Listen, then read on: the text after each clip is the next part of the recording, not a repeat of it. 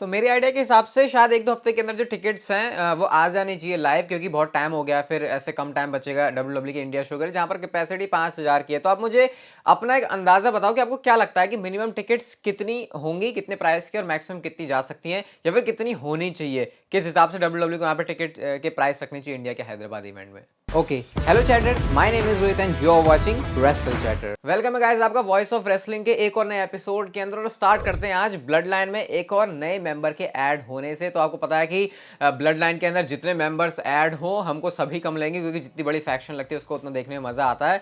तो अब क्या हुआ है, newest member of blood line कौन है? रियलिटी ऑफ रेसलिंग के जिला फाटू, जो कि कौन है अभी मैं आपको बताता हूँ। इन्होंने ज्वाइन कर लिया है, मतलब कि अब इन्होंने जो अपना प्रो रेसलिंग के अंदर करियर है उसको शुरू कर दिया है। ये जो है इनके फादर उमागा है, मतलब उमागा का भी जन्मदिन भी गया, तो आपने देखा भी हुआ था कि उन्होंने समोन स्पाइक से उनको ट्रिब्यूट भी किया था। तो जिला फाटू आ चुके हैं प्रो रेसलिंग के अंदर। तो अब एक्सपेक्टेड है कि अगर आने वाले टाइम में अपने आप को और अच्छा इंप्रूव करते हैं तो फिर आपको ब्लड लाइन का पार्ट भी देखने को मिल जाएंगे। अभी इनके बारे में जेल जाने से रिलेटेड एक स्टोरी आपको बताऊंगा, लेकिन उससे पहले आप देख सकते हो कि उसोस ने भी इसके ऊपर रिएक्ट किया और वो लिख रहे हैं ही इज अप नेक्स्ट। मतलब उसोस खुद इस बात को एडमिट कर रहे हैं कि हाँ भैया नेक्स्ट, अब ये नेक्स्ट जो बंदा है वो जिला फाटू ही होने वाले हैं। इसके अगर मैं नाम सही से प्रोनाउंस कर रहा हूँ। इसके अलावा रिकीशी ने भी ट्वीट किया जहाँ पे वो अनदर लेके वी द वन का सिंबल जो है, जो साइन है, उसको कर रहे हैं। तो अगर ये आगे अच्छा काम करते हैं तो फिर आप एक्सपेक्ट कर सकते हो कि ब्लड लाइन के अंदर आ जाएंगे। वैसे ये बहुत लंबा प्रोसेस होगा, क्योंकि ब्लड लाइन के अंदर तुम ऐसे नहीं आ जाओगे सिर्फ अगर तुम समोन ट्री से बिलोंग करते हो, बाकी सारी चीज़ें भी उखाड़नी पड़ती हैं जो कि करंट ब्लड लाइन के मेंबर्स ने उखाड़ के रखी हुई है। अब इनके जेल जाने से रिलेटेड क्या स्टोरी है, तो भाई 6 साल जेल रह के आए हैं ये। 15 साल में जेल गए थे, अब 22 साल में निकल के आए हैं, 22-21 साल में निकल के आए हैं। अब इन्होंने गुनाह क्या किया था? गुनाह ये किया था कि इन्होंने थोड़ी एक रॉबरी कर ली थी, और रॉबरी ऐसी वैसी नहीं थी, उसमें काफ़ी वायलेंट भी हो गए थे, जिसकी वजह से इनको 6 साल का जो है प्रिजन में रखा गया था। अब ये वापस आ गए हैं। तो खैर, अगर आपको बहुत बिग डील लग रही है कि, तो ऐसा नहीं है, वहाँ पे ऐसा चलता रहता है वहाँ पे, मतलब ये नहीं है कि इतना कॉमन है, बट फिर भी जितना हमारे यहाँ इंडिया, ऐसे पाकिस्तान, नेपाल कंट्रीज़ के अंदर ऐसे जेल जाने को देखते हैं, वहाँ पे ऐसा नहीं देखते। वहाँ पे उनके लिए जाना ऐसे कोई बड़ी बात नहीं है बड़ी बात, लेकिन हाँ बड़ी बात तो है, बट ये अपना जो हिस्ट्री उसको इरेज कर देंगे अगर उन्होंने ब्लड लाइन के अंदर आने का ही काम कर लिया। तो नेक्स्ट स्टोरी की तरफ गाइस हम लोग चलते हैं। और सीएम पंक क्या कर रहे हैं यार? ये सीएम पंक ने अपने जो इंस्टाग्राम स्टोरी है उसके ऊपर इन पिक्चर्स को डाला हुआ है। अब इससे क्या मतलब है सीएम पंक का? क्या वो ये कह रहे हैं कि वो डब्ल्यूडब्ल्यू के अंदर आ सकते हैं? इसके बारे में कुछ भी कोई कॉमेंट तो करना सही नहीं रहेगा, क्योंकि सीएम पंक का स्टेटस काफ़ी अजीब सा रहता है। एक तो फैंस को ट्रोल वो बहुत ज़्यादा करते रहते हैं। जब तक वो प्रो रेसलिंग के अंदर आए नहीं थे उन्होंने फैंस को ट्रोल ही ट्रोल किया था। सबको लगता था अब आ जाएंगे तब आ जाएंगे, लेकिन सीएम पंक आए कभी भी नहीं। तो ये पिक्चर अभी जस्ट उन्होंने पोस्ट की है, क्या मतलब है इसका कुछ समझ नहीं आ रहा, बट जो भी है मैंने आपके साथ जो है अपडेट ही शेयर कर दी सीएम पंक के बारे में।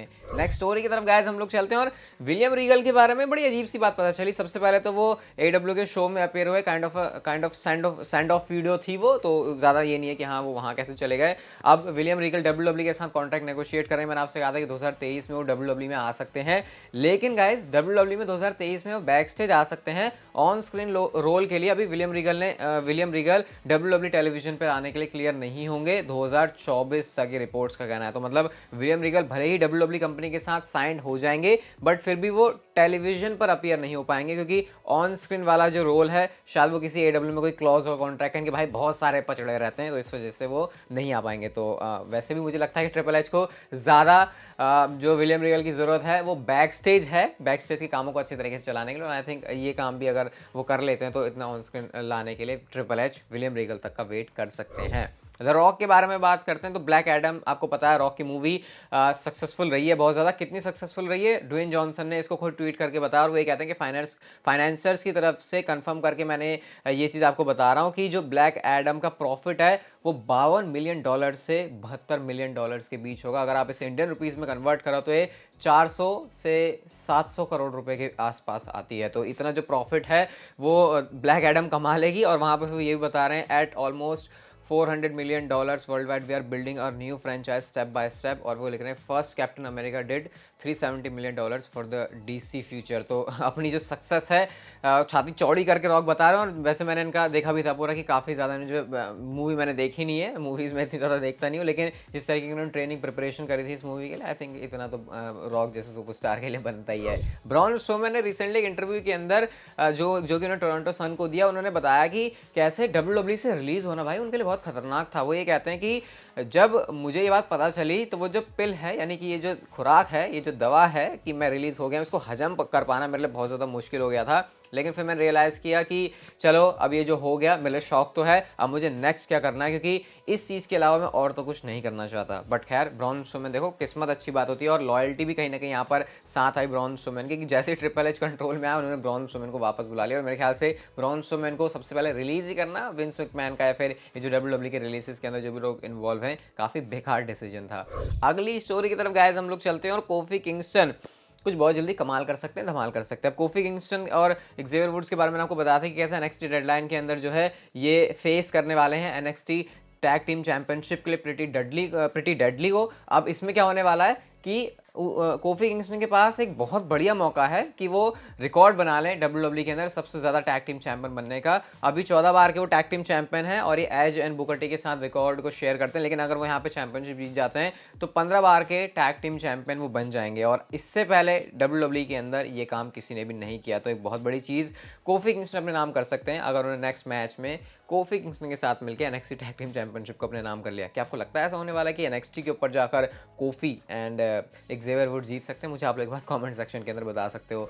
नेक्स्ट गाइस हम लोग शील्ड के बारे में बात करते हैं, और थोड़ा सा दिल टूट जाएगा आपको जब मैं आपको ये बताऊंगा, क्योंकि शील्ड एक ऐसी फैक्शन है, मतलब वो कहते नहीं है कि ये फैक्शन नहीं है, इमोशन है। लिटरली लोग तो इस लाइन को कहीं पे भी चेप देते हैं, लेकिन यहाँ पे बिल्कुल फिट बैठती है कि शील्ड एक फैक्शन नहीं थी बल्कि एक इमोशन थी। इसके बारे में सेथ रॉलिंस ने कमेंट किया शील्ड के बारे में मेट्रो को इंटरव्यू देते हुए। वो ये कहते हैं कि देखो ऑब्वियसली अब हम लोग उतने ज़्यादा करीब एक दूसरे के नहीं है जितने हम पहले हुआ करते थे। स्पेशली शुरुआती 2 साल में हम लोग एक दूसरे के जितने ज़्यादा करीब थे एक दूसरे तीसरे के, उतना वो अब कभी भी नहीं होने वाला। फिर वो ये भी कहते हैं कि हर कोई बंदा जो है अपने काम कर रहा है, हम अलग अलग शोज़ के ऊपर है। इवन मैं और रोमन रेंस सेम कंपनी के अंदर है, लेकिन फिर भी हम एक दूसरे को ओकेजनली देख पाते हैं, जैसे कि प्रीमियम लाइव इवेंट्स के अंदर। वहीं मॉक्सली वो अपने अलग अलग थिंग कर रहा है, जैसे AEW के अंदर, GCW के अंदर, न्यू जापान के अंदर, जहाँ पर भी उसको काम करना है। लेकिन जो हमारा बॉन्ड है वो अब उतना क्लोज नहीं है जितना वो पहले था। और लेकिन फिर वो ऐसा नहीं कहते कि वो अलग हो गए, वो ये कहते हैं कि the horseman are always gonna be the horseman and the NW are always gonna be the NW। और इसी को लेकर फिर वो कहते हैं the shield has that type of aura about it. और वो ये भी कहते हैं कि जो कनेक्शन है वो हमारा हमेशा ही रहेगा, हम जहाँ पर भी जाते हैं, जिस भी डायरेक्शन में जाते हैं। तो ये काफ़ी मतलब सोच नहीं सकता था मैं कि 2022 के अंदर मैं ऐसे कहूँगा कि डीन, सेथ रोमन सब अलग अलग हो गए हैं, क्योंकि डीन एम्ब्रोज ऐसे सुपरस्टार लगते थे डब्ल्यूडब्ल्यूई कंपनी के अंदर जो कि पिलर थे बिल्कुल, कि हाँ इनके बेस पर आगे जो डब्ल्यूडब्ल्यूई चलने वाली। बट डीन एम्ब्रोज का डब्ल्यूडब्ल्यूई से जाना, AEW को साइन करना, ये काफ़ी शॉकिंग चीज़ है। मेरे ख्याल से सबसे बड़ा नाम अगर मैं किसी को देखूं तो मेरी नज़र में तो डीन एम्ब्रोज ही आता है, जो फ्यूचर के स्टार को देखकर भी था डब्ल्यूडब्ल्यूई के लिए। आज की नेक्स्ट एंड फाइनल स्टोरी की हम लोग बात करते हैं, और अब रॉयल रंबल का जो मामला है वो गरमाने वाला है आने वाले टाइम पर। अब चैनल पर काफ़ी सारी मजेदार चीज़ें होंगी, क्योंकि रोड टू रेसलमेनिया यहाँ से किक ऑफ हो जाएगी। अब रॉयल रंबल के अंदर एक ऐसा शॉकिंग इवेंटर कर सकता है जो कि शायद आप लोगों ने एक्सपेक्ट नहीं किया होगा, और इस पर बहुत तगड़ा सबसे वियर्ड रिएक्शन हो सकता है डब्ल्यूडब्ल्यूई की हिस्ट्री में आ जाए। और मैं यहाँ पर बात कर रहा हूँ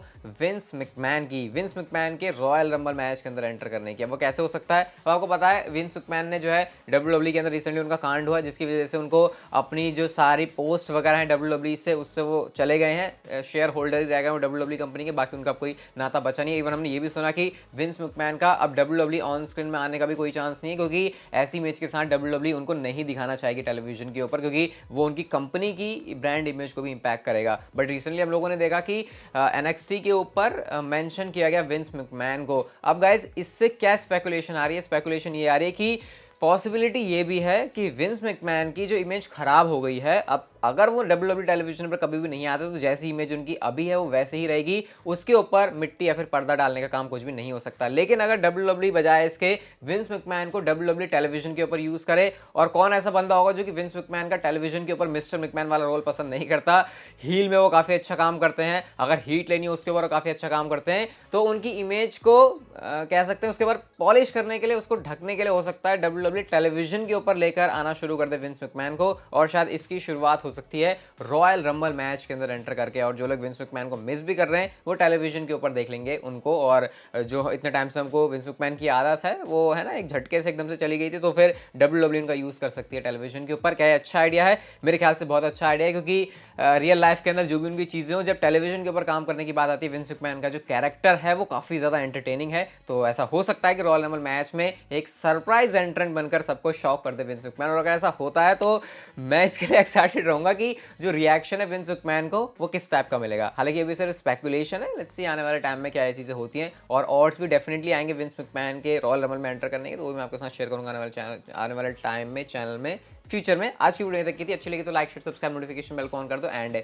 सी you guys in my next video.